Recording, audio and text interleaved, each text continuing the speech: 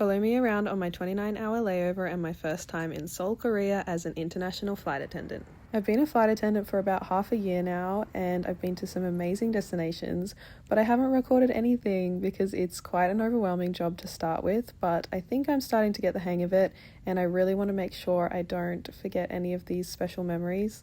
We actually landed the night before I started filming this, so it won't be a complete representation of a 29-hour layover, but basically I just went to Olive Young the night before because I didn't want to carry around all the skincare I knew I was going to buy all day, and we went out for fried chicken, as you do.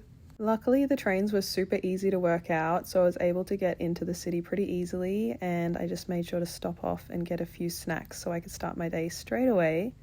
This was not in the plan, but I saw a Daiso and I thought I should check it out. They had an amazing stationery section and characters like Tamagotchi. I'm a bit of a shopaholic, so this is a pretty restrained stationery haul for me. Next up was Glowny. I hope I'm saying that right. I don't know why, but when I read this tag and it said shop responsibly, I thought it was kind of calling me out, but I think it's just referencing the fact that this is the sale section, so I was laughing at myself. All of the stores that I'm going today are ones that I'd seen on TikTok over and over again, so if you're thinking about checking these out, then maybe this will give you some insight if they're worth going or not. A lot of the stores have photo booths and full-blown concepts, which I think is super interesting. This is me showing you my little outfit that I thought was really cute. In general, this store was okay. The second floor is a little bit more interesting. I had no idea what that was. But the first floor is much of the same. It's kind of high quality basics, but the prices are a little bit up there. I thought this skirt was kind of cute. I like the metal detail. Honestly, it's even just nice to window shop here because you can see how beautiful the store's laid out. So even just to go in, but unfortunately nothing for me there. This store was a little bit more my style. This is Marge Sherwood, and again, a really cute little vending machine out the front with keychains that match their brand. I did really like the clothes, but to be honest, I had a little bit of a headache, so I wasn't at my full shopping strength, which is probably a good thing for my wallet. But they had really cute bags here, super fun, cute details. I was very tempted to buy one of these, but I'm definitely a bit of a bag hoarder, so I try to be careful in these situations, and there was nothing that was different enough from what I already have for me to make a purchase, so I was a bit proud of myself there. This store was also an unplanned visit. I just love how there's so many hole-in-the-wall places. Super cute jewelry here. Pretty fair prices. I liked this bracelet as well. This store for me was an absolute hidden gem. The lady who ran it was so sweet and she explained everything was hand crocheted. She was super personable and I loved everything I tried on. I did buy 3 hats from this place, but in my defense, I'm getting ready for winter and I don't own anything like this. Next was another store I saw all over TikTok, Bitter Cells. I did like this one, but I didn't pick anything up from here just because it felt a little bit younger. Just a lot of graphic tees and things. I did find a few things that I liked, like these pants. I thought they had a very cute jacket selection with some super interesting patterns and colorways. And like I was mentioning before, these stores, they have super strong concepts, and this one was like a bedroom, and I just thought that was so cute. I really like the set design and it definitely looked like some cute girl lived there. There's really strong concepts in the cafes as well, so it makes it super fun to explore. A lot of the stores have these little drink holders at the side, which I've never seen before, but I thought was a good idea. Next is this super famous pajama store. I do own pajama shorts from here and they are the most comfortable ever. I've been living in them for years and the quality is really good. They had some Korea exclusive items, so it's definitely worth checking out their store here.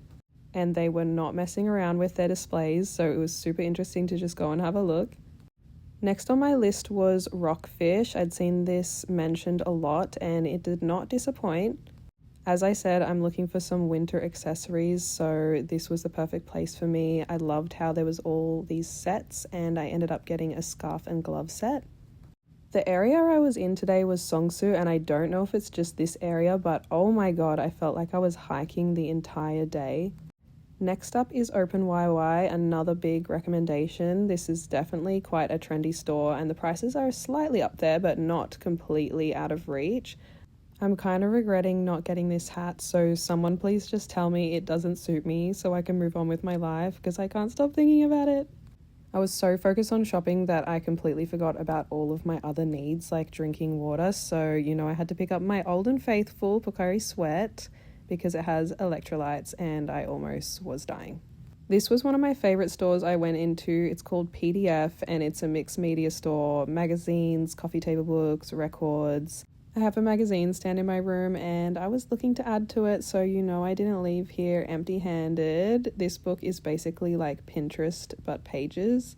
Next up is Photo Lab. I know you guys have all seen the fish photo booth and I stumbled across it, so I had to give it a try. They have a money exchanger in the store, which is always a lifesaver, and this is the setup.